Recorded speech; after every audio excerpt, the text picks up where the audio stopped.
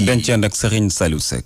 daleen ak jàmm chamboulement bu rëy bi am ci magistrature bi daanaka yéen kaay nu xëyandool ñoom ñëpp ci leen xëy di wax muy l'Observateur, L'As, Libération, Le Quotidien, Lii Quotidien, Sud Quotidien, Rewmi Quotidien, Walf Quotidien, Les Échos, Vox Populi ba ci Direct News. L'Observateur ne coppite yi am ci procureur yeek àttekat yi liñ ci njëkk a seetlu moo di ay sanction ci ñenn ñi ak i mbaquus ci ñeneen ñi. Journal Futurs Médias bi ne moo tax ba waa APR génne bataaxal di yëglu. Libération ne tey laa leen di wax la tukkee ci réunion bu conseil supérieur de la magistrature ci taarixu président Bassirou Diomaye Diakhar Faye. Journal bi ne ca cour suprême réparé nañ fa injustice tabb Jean-Louis Paul Toupane procureur général. képp ku laale woon ci demu kasok président Diomaye Faye ak Ousmane Sonko itam jële nañ la fa nga nekkoon. Maham Diallo mi nekkoon ba fii doyen des juges ci Dakar. Abdou Karim Diop mi procureur de la République. Mamadou Seck juge deuxième cabinet. Mamadou Cissé Fall nekkoon président tribunal grande instance hors classe bu Dakar. ak El Hadji Issa Ndiaye mi prononcé woon demu kasok Ousmane Sonko. ñoom ñëpp buub nañ leen jële ci Dakar yóbbu Tambacounda. juge Sabassi Faye ak Ousmane Racine Thion mi waxoon lu neexoon Ousmane Sonko ca yooyu jamono ñoom defal nañ leen mbaqoos. ba su la journée conseil supérieur de la magistrature bi kay fast track dëgg la. ministre de la justice di Ousmane Diagne ci duo Ibrahima Ndoye ak Moussa Thiam lay misé. Lii quotidien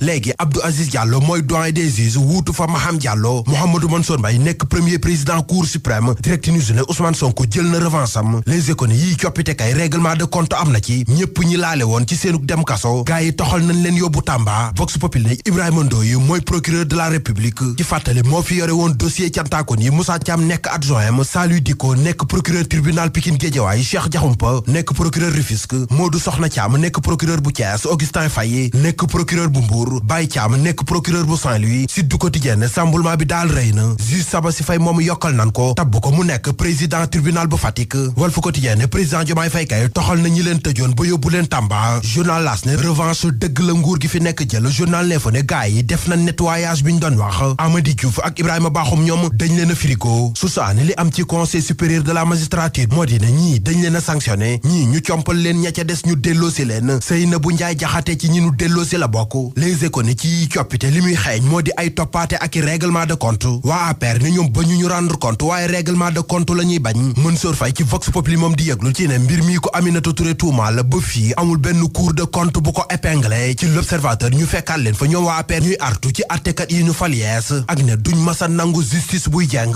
Libération ne lu ci mën di am daal pôle judiciaire financier daal taxaw na bañ fal fay nit nekkit kër gi nar a topp képp kun tudd ci gleexoor dëbb li njaa wala njublang moo remplacé CREI yi gi waa APR taxawaloon ci seeni jamono doon ca toppaate loolee nag mel ni kuy roy dàq te moom la waa APR njëlu di jooy te roy dàq mooy tax nga taseg liiru jaan ci àll bi dóor ko bam dee te màttu la màttagul sa mbokk waaye la nga ci jublu mooy mu màgg roy dàq mel ni jaan bu mag ba tasoon sa jàngu maam ya daaw ba ren ji bariwul nit leneen lu nit ñi di xaar ba fii moo di déclaration politique générale bi ilimaani jëwriñ yi di Ousmane Sonko war a defi ca pencum ndawi réew ma. L'Observateur na règlement intérieur ba ko tënkoon assemblée nationale woote na talaata bi nu dëgmal ngir joyanti ko ndax nguur gi fi nekk dañoo bëgg a joyanti li ñu waxoon ci ndoxi géej gi nu bëggoon a soppar ñi ba mën koo jëfandikoo te nguur gi fi nekkoon tàmbali woon cee jéego Le Quotidien ne du yomb ndax ak waa PAO ma sàll woon mbir ba mer ba futtu lañ ca def Mary Teuw Niane manu yabal urgence ca Riyad muy roi ba di Ben Salman kenn recevoir ko di lu doy waar li ëpp tool kay moo di jafe-jafe yi presse bi nekk Les Échos